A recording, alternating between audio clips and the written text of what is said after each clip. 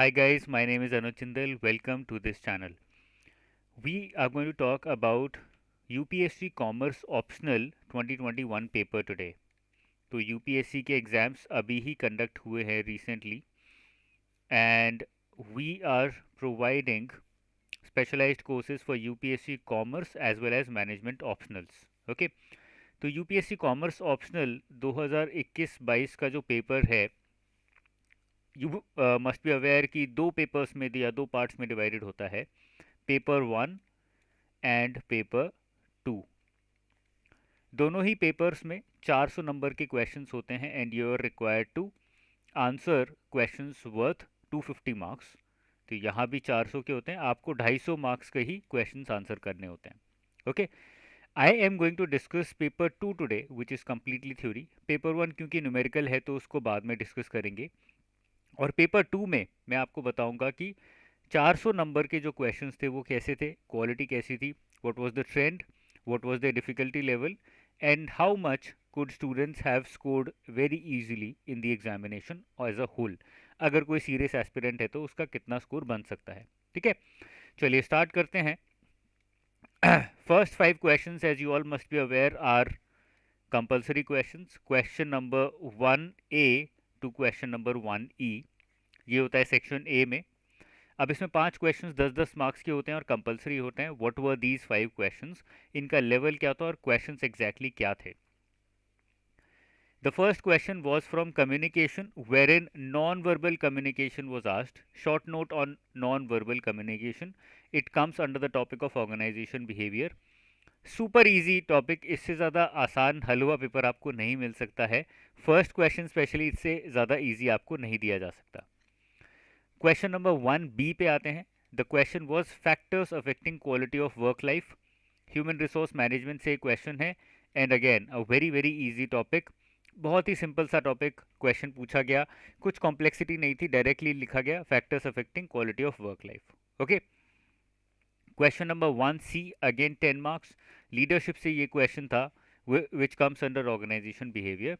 The question was what is transformational leadership. बहुत ही easy है. Transactional transformational आप सब ने पढ़ा होगा, और नहीं पढ़ा है तो उसको पढ़ लो. ये तो बेसिक सी चीज़ें हैं which are expected in UPSC examination. ठीक है, तो ट्रांजैक्शनल ट्रांसफॉर्मेशनल दोनों ही इंपॉर्टेंट है. Here transformation leadership was asked. 1D 10 marks organisation behaviour change में से क्वेश्चन था. Sources of resistance to change. Again very very simple question.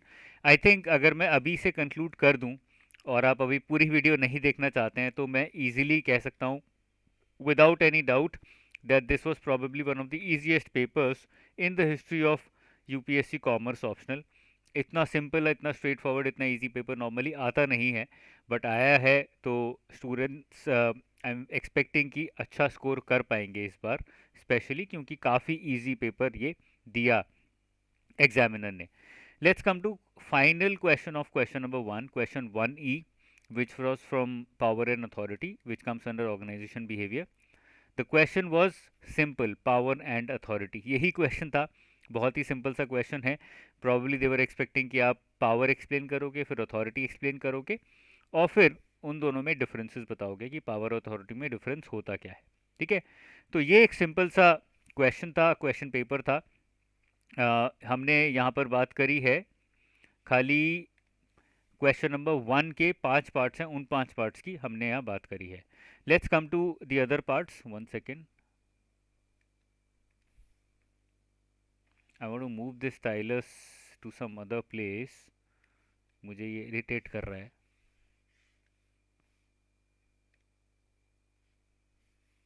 Okay, this is something new. चलिए इसको ऐसे ही छोड़ देते हैं अभी ये लिए. क्वेश्चन नंबर 2 पे आते हैं. Let's come to question number 2. Question number 2 का जो ए पार्ट था that was on, that was for 20 marks. 20 number का ये क्वेश्चन था. The environment is a major contingency for which an organization must plan and to which it must adapt. Explain. Again, very simple question. I think इस level के questions आपके पास आ रहे हैं, so you must be feeling very happy. The question basically wants you to answer the importance of environment, okay, और adaptation कैसे करना है। The environment, I am repeating it again, is a major contingency for an organisation, for which an organisation must plan and to which it must adapt. तो सबसे पहले आप बताओगे भाई एनवायरनमेंट होता क्या है ऑर्गेनाइजेशन में। इंटरनल होता है, एक्सटर्नल होता है, दो टाइप के एनवायरनमेंट होते हैं। What is the importance of environment, how to adapt to changing environment and why to adapt the changing environment, इसका आप एग्जांपल दे सकते हो, ठीक है। And then because this is we talking about technical papers, तो यहाँ पर आपको यहाँ के बेसिक्स लिखने ज़रूरी हैं। बेसिक्स में आ जाता है यहाँ पेस्टल और स्वॉट analysis. Components of external environment PESTLE बता देगा आपको, और स्वॉट एनालिसिस में इंटरनल और एक्सटर्नल दोनों ही एनवायरनमेंट के कंपोनेंट्स आपको मिल जाएंगे, okay. So this was the question, super easy question. If you had written all these things और majority of these things then you will surely be getting good marks, ठीक है। और नीचे चलते हैं, question number 2B। Question number 2B was for 10 marks. Total question 2 जो होता है वो होता है 50 नंबर का। उसमें से नॉर्मली 20 10 20, 20 20 10 या फिर 20 15 15 ये ब्रेकअप होता है, okay. This year in UPSC commerce optional we saw lot of 20 10 20 breakup या फिर 20 20 10 breakup, and in management optional we saw lot of 20 15 15 breakup, okay. अब 10 नंबर में क्या क्या पूछा गया, discuss the important structural dimensions of organisations. Very easy question, again हलवा question है ये। ऑर्गेनाइजेशन थ्योरी या फिर प्रिंसिपल्स ऑफ मैनेजमेंट में इसको हम डाल सकते हैं, दोनों में ही डाल सकते हैं, दोनों सेम ही चीज़ें एग्जैक्टली एक्चुअली, ठीक है। स्ट्रक्चरल डायमेंशंस क्या क्या होते हैं ऑर्गेनाइजेशन के, बेसिक से स्ट्रक्चरल डायमेंशंस आपको बुक में भी दिए गए हैं, formalisation, specialisation, hierarchy of authority, centralisation, decentralisation. These are the structural dimensions of organisations. Again very simple question, 10 number का था और उतना ही इसमें लिख पाते आप, okay. Question number 2C 20 marks का था। Let's go through the question. The question says rules are different from norms. So you have to first of all talk about what are rules, what are norms, how are they different. ये हमें पता लग गया. In the light of this statement, explain the importance of rules and norms from organizational design perspective. तो आप पहले rules को define करोगे, नॉर्म्स को डिफाइन करोगे, डिफ्रेंशिएट करोगे, and then you will talk about importance of rules and norms, how rules and norms help organisations, उसकी आप यहाँ पर बात करोगे इसके बाद। आई होप ये क्लियर है। बहुत बेसिक सा क्वेश्चन था, अगेन आई थिंक इससे ज़्यादा सिंपल नहीं आ सकता। Even if you have not prepared I can be rest assured कि आप मेजॉरिटी पेपर आंसर कर पाते, इतना सिंपल पेपर आया था इस बार। क्वेश्चन नंबर 3 पे आते हैं। फर्स्ट पार्ट 20 मार्क्स का था। Question 3A, an organisation without goals is like a rudderless ship. Importance of goals, rudderless ship मतलब डायरेक्शन की बात कर रहा है ये। So goals provide direction, comment and explain the importance of goals. बहुत सिंपल है। सबसे पहले आप डिफाइन कर सकते हो गोल्स को, through which you can define goals through smart, specific, measurable, ये सारी चीज़ें जो होती हैं स्मार्ट के अंदर, through this you can define what are goals, okay. And then you can identify and explain the importance of goals, जिसमें कि आप डायरेक्शन पे स्पेशल फोकस रखोगे, but you will also talk about other things as well, okay. So this was question 3A। Again I think बहुत ही easy question था, आप खुद ही देख पा रहे हैं।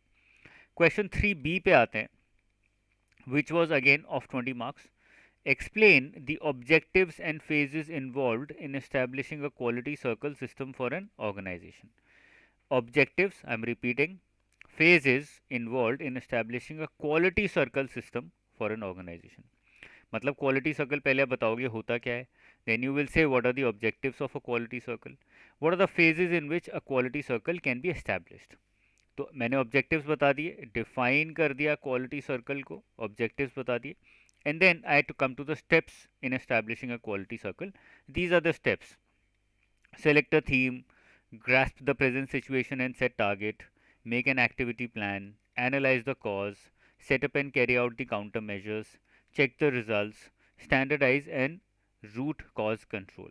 ये सारे steps होते हैं in establishing a quality circle system. I think clear है। सिंपल सा क्वेश्चन था, सिंपल सा आंसर है, ज़्यादा कुछ इसमें कॉम्प्लिकेशन नहीं है। क्वेश्चन नंबर 3C पे आते हैं, which was of 10 marks. The question was organic structures are opposite to mechanistic structures. So you have to simply differentiate between organic and mechanistic structure. और कुछ नहीं करना है आपको, बट डिफ्रेंशिएट कर देना है. 10 नंबर आपके. Very simple question yet again. ठीक है ना. यहाँ पर मैंने डिफ्रेंशिएशन डाला हुआ है. You can refer to it, you can go through it. ये मैं कोर्स में भी अपलोड कर दूंगा, तो आप देख पाएंगे वहाँ से वेरी इजीली. और इसको मैं टेलीग्राम ग्रुप पे भी डाल दूंगा, उसका लिंक आपको डिस्क्रिप्शन में मिल जाएगा. ठीक है. क्वेश्चन नंबर 4A पे आते हैं. क्वेश्चन नंबर 4A 10 मार्क्स का था. Explain how promotion can be used as a tool to enhance job performance. Again देख रहे हैं आप, बहुत ही सिंपल पेपर आया है. डायरेक्ट क्वेश्चंस हैं. सिंपल पेपर का ये मतलब नहीं कि आपसे कुछ नहीं पूछा. सिंपल पेपर का मतलब ये कि आपसे डायरेक्ट क्वेश्चंस पूछे हैं. ओके. मैनेजमेंट में हमने देखा इस साल काफ़ी इनडायरेक्ट क्वेश्चंस थे, बट कॉमर्स में काफ़ी डायरेक्ट क्वेश्चंस आए हैं. What is the question? Explain how promotion can be used as a tool to enhance job performance. So basically we are asking importance of promotion. Importance of promotion in what? Job performance. Job performance को enhance करने में importance क्या है promotion की. ठीक है, बता देते हैं यहाँ पे. एक तो न्यू स्किल्स लेके आता है प्रमोशन के थ्रू. न्यू स्किल्स सीखने को मिलती हैं. You get to learn new skills after promotion. That further enhances your performance. More motivation of the promoted, जिसका प्रमोशन हुआ उसको मोटिवेशन मिलेगा. More motivation of the subordinates, जो सबॉर्डिनेट्स हैं उनको भी मोटिवेशन मिलेगा कि भाई हम भी ज़्यादा काम करेंगे तो हमें भी प्रमोशन मिल जाएगा. More commitment and trust of the promoted, तो जो प्रोमोटेड है automatically if you recognise their performance, they are going to feel a sense of commitment along with confidence. उनको लगेगा कि यार हमें और ऑर्गेनाइजेशन के लिए काम करना चाहिए और मेहनत करनी चाहिए, because they are getting results. Okay, so these all are simple importances of promotion. 10 marker है तो 4-5 points are more than enough. Question 4B 20 marks का. What is the relevance of transactional analysis in modern organisations? Explain the key types of transactions. Relevance of transactional analysis simple सा question है. Importance पूछी है transactional analysis की, importance क्या है. What are the different types of transactions, वो पूछा गया है. ठीक है, तो 1 सेकेंड.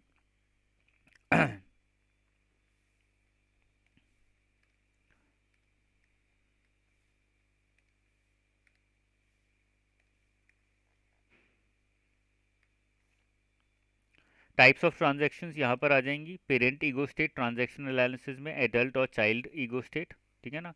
और इसका ही मैंने टाइप्स ऑफ ट्रांजैक्शंस में यहाँ पर ये वाली आ गई. Complementary transactions, cross transactions and ulterior transactions. 3 types of transactions are there in transactional analysis. TA जो हम बोलते हैं, जिसमें आपकी पेरेंट ईगो स्टेट होती है, adult ego state and child ego state. Okay, these are the three different types of transactions, and these are the implications of these 3 different types of organizations. ठीक है, ये सिंपल क्वेश्चन था, ये आपको यहाँ पर लिखना था. नेक्स्ट क्वेश्चन पे आते हैं. Question number 4C 20 marks. Define the path goal theory of leadership and its associated leadership styles. Again very very simple question. Path goal theory आपने you must have read about it. If you have not then please do, because this is one of the most important theories. पढ़ाई जाती है सारे UPSC aspirants को, commerce specially optional वालों को. Path गोल leadership theory ये है पूरी. ठीक है ना, आपको ये पढ़नी है. Instrumental leadership, supportive leadership, achievement oriented, participative leadership, ये स्टाइल्स हो गए पाथ गोल थ्योरी में. ठीक है ना. Question number 5. Now 4 questions are there in 1 section. Second section में अगेन क्वेश्चन नंबर 5 के 5 पार्ट्स होते हैं. 5A to 5E which are all compulsory. 5A was of 10 marks. Question was strike versus lockout. I think इससे ज़्यादा simple question नहीं पूछ सकते हैं. Strike versus lockout was asked here. Next पे आते हैं.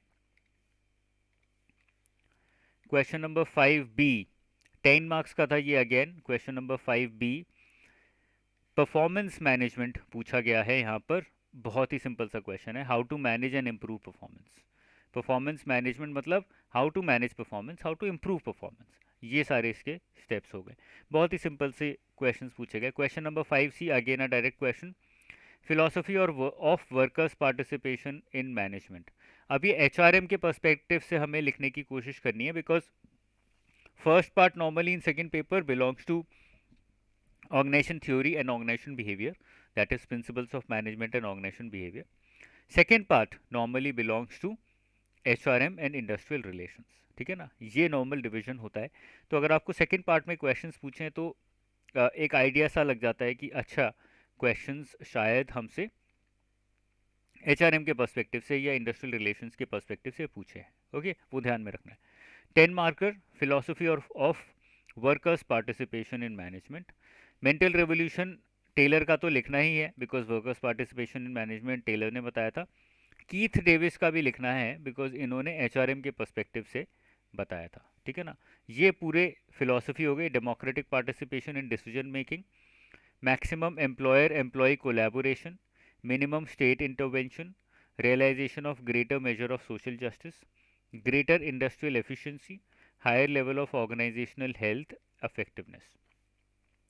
Why is the philosophy so important? इसमें इंपॉर्टेंस बताएंगे वर्कर्स पार्टिसिपेशन इन मैनेजमेंट में, और फिर हम बता देंगे levels in workers participation in management. ये अलग अलग लेवल्स हैं जो कि कीथ डेविस ने बात करी है। Informative, consultative, associative, administrative and decisive participation of workers in leadership, ठीक है ना, इन मैनेजमेंट। तो ये सारे स्टेप्स हो गए या फिर ये टाइप्स हो गए, लेवल्स हो गए, जिसकी बात कीथ डेविस ने करी है। Question 5D was scope of industrial relations. Employer employee relation, group relation, labour relation, public relation, ये पूरा स्कोप बता देता है इंडस्ट्रियल रिलेशन का। इससे ज़्यादा लिखने की ज़रूरत नहीं थी, 10 मार्क का था, ठीक है। Question number 5E, labour absenteeism क्या होता है, बस ये पूछा है। देखो ऐसे क्वेश्चंस डायरेक्ट जब आते हैं ना तो आपको पता लग जाता है कि भाई कट ऑफ ऊपर जाने वाली है, मतलब स्कोर अच्छा जाने वाला है, 300 क्रॉस करना है। और इस वाले पेपर में मैं आपको डायरेक्टली बता सकता हूँ, 250 नंबर का पेपर था।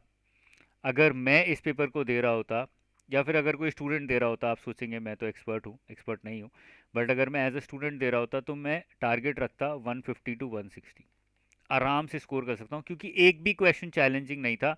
If I am attempting the entire paper, not leaving even one question, और मैं सारे ही क्वेश्चंस में श्योर हूँ, मुझे सारे ही क्वेश्चंस में सही आंसर पता है, सही मॉडल्स पता है, तो आपके 150 160 आ सकते हैं इसमें नंबर, क्योंकि नॉर्मली अच्छे स्टूडेंट्स के इस पेपर में, पेपर 2 में कॉमर्स में 140 तक आ जाते हैं, ठीक है ना। Coming back, 5E labour absenteeism, we have to define labour absenteeism, reasons क्या हैं लेबर एब्सेंटिज्म के पीछे, and what are the outcomes, ये आप लिख सकते थे। Question number 6A, 10 marks, importance and types of training, what is the importance of training and what are the different types of training, ये आपको यहाँ पर बात करनी थी। एक बार मैं चेंज कर लेता हूँ।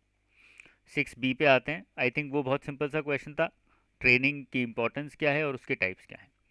6B, 10 marks, what is a good job description, list some methods of collecting job description information.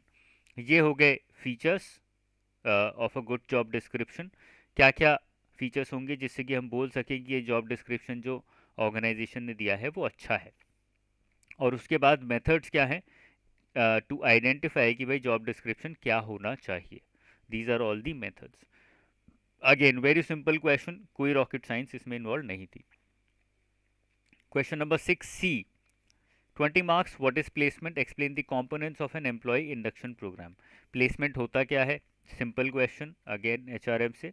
और कंपोनेंट्स क्या हैं एम्प्लॉय इंडक्शन प्रोग्राम के, अगेन एचआरएम से, बहुत ही सिंपल क्वेश्चन पूछा गया है यहाँ पे, ठीक है ना। So key elements to include in office induction programme, ये सारे एलिमेंट्स हो गए, और इन्हीं को मैं इस तरह से भी लिख सकता था। देखो मैं आपको डायग्राम्स बहुत ज़्यादा यहाँ पे दिखा रहा हूँ, I am not discussing in detail the diagrams, but I am providing you all these charts. क्यों मैं ये चार्ट्स या फिर डायग्राम्स आपके साथ शेयर कर रहा हूँ या आपको बार बार इन्हीं से समझाने की कोशिश कर रहा हूँ, because it's not only about answering the question.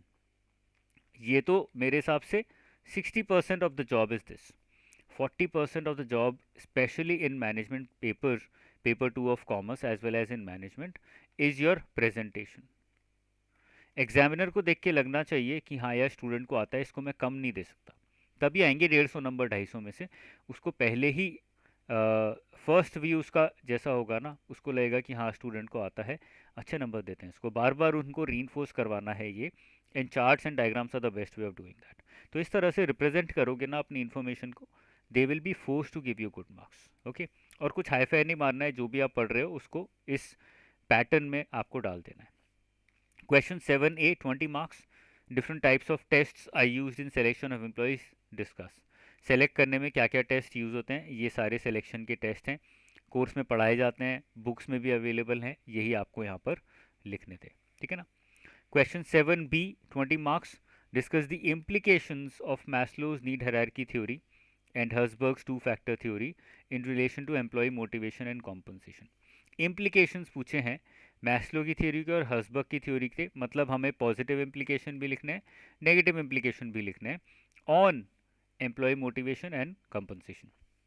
Positive implication ये मैंने लिख दी है, नेगेटिव इम्प्लीकेशन ये मैंने लिख दी है। Okay, organisation knows which need is important for every employee, focus separately on motivators and hygiene factors. Organisation motivators अलग से प्रोवाइड करेगी, हाइजीन फैक्टर्स अलग से प्रोवाइड करेगी या फिर फुलफिल करेगी। The employee also knows which need is most important and he or she demands it accordingly। Negative implications क्या है, mismatch between what need is important from organization point of view and what need is important from the employee's point of view। Employee बोलेगा यार मुझे तो ये need, मेरे को तो ज़्यादा कॉम्पनसेशन चाहिए, ऑर्गेनाइजेशन बोले कॉम्पनसेशन ज़्यादा नहीं देंगे, आपकी सोशल नीड सेटिस्फाई करेंगे। It won't work. Subjectivity in the factors, how much salary is enough. Organisation को लग सकता है 10 lakh per year is good enough, employee को लग सकता है 10 lakh is peanuts, I need 20 lakh per year. तो यू डोंट नो, और इन मोटिवेटर इन थ्योरीज में बताया भी नहीं। Limiting the factors that can motivate employees according to the employer.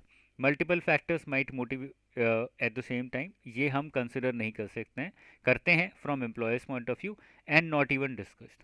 Equity in compensation is not discussed, जो कि स्टेसी एडम्स थ्योरी में बताएगी। बेसिकली आपको क्रिटिसाइज करना था इस क्वेश्चन में, तो इससे हमें लर्निंग ये मिलती है कि जो भी हम थ्योरी पढ़ रहे हैं उसके फीचर्स, इम्पोर्टेंस, मॉडल और क्रिटिसिज्म सब कुछ पढ़ना बहुत ज़रूरी है, अदरवाइज इस ऐसे क्वेश्चंस में आप लूज आउट कर सकते हो। ठीक है ना। क्वेश्चन नंबर 7C पे आते हैं।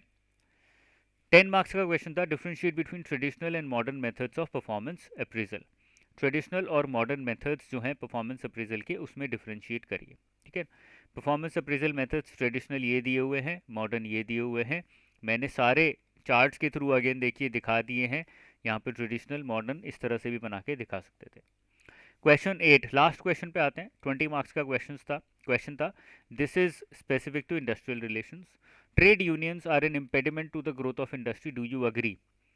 They are impediment, they have their own side effects, but at the same time they are helpful also। ये बात आपको यहाँ पे करनी है। Critically evaluate role of trade unions in the present context. लिखना क्या था, advantages and disadvantages and importance of trade unions. ठीक है ना। क्वेश्चन 8B, 10 मार्क्स का था, industrial conflict is a struggle between management and workers, examine this statement. तो यहाँ पर ये इसका आंसर है, how industrial relation is a conflict between management and workers, this is the model. ये जब मॉडल लिखेंगे तब मिलेंगे आपको नंबर अच्छे। ये 3 डिफरेंट थ्योरीज हैं या सिचुएशंस हैं, रेडिकल, प्लूरलिस्ट, यूनिटरिस्ट, ये फ्रेम्स हो गए। एंटी वर्कर अगर ऑर्गेनाइजेशन है तो यूनिटरिस्ट बोलते हैं, प्रो वर्कर है तो रेडिकल, और प्लूरलिस्ट मतलब इंटरैक्शन करने की कोशिश कर रहा है organisation as well as management. ये मैंने एक और तरीके से भी लिख दी है। लास्ट क्वेश्चन पे आते हैं। 20 मार्क्स का क्वेश्चन था, what is the importance of industrial relations, explain how industrial relations can be enhanced in organisations. बहुत ही सिंपल सा क्वेश्चन, आई थिंक इससे सिंपल क्वेश्चन नहीं दे सकते। इंपॉर्टेंस क्या है इंडस्ट्रियल रिलेशंस की, and how industrial relations can be enhanced in organisations. मैंने डिस्कस भी नहीं किया because I think simple question है, आपको इंपॉर्टेंस बतानी है, and how industrial relations can become an important integral part of an organisation, वो बताना है। क्योंकि industrial relations is all not all negative, ये एक ऑब्सोलीट या फिर पुराना या ट्रेडिशनल मेथड है इंडस्ट्रियल रिलेशंस को समझने का, but in the modern view it is as important as anything else in an organisation. ठीक है ना? So this was the entire commerce paper of UPSC 2021। I hope ये पेपर से आपको कहीं ना कहीं समझने में हेल्प मिलेगी कि किस किस तरह का पेपर आया था और किस तरह से सारे क्वेश्चन से डील करना है। If you have any doubts you can reach out to me. आप मुझे कांटेक्ट कर सकते हैं।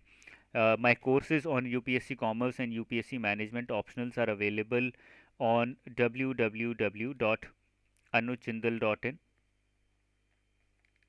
Okay, and you can reach out to me on this number 9999466225. My team will take your call. If you wish to talk to me, you can ask for my number. They will forward you my personal number as well in case you have any doubts related to UPSC commerce and management optionals. ठीक है, चलिए, all the best guys, take care, bye bye, जय हिंद।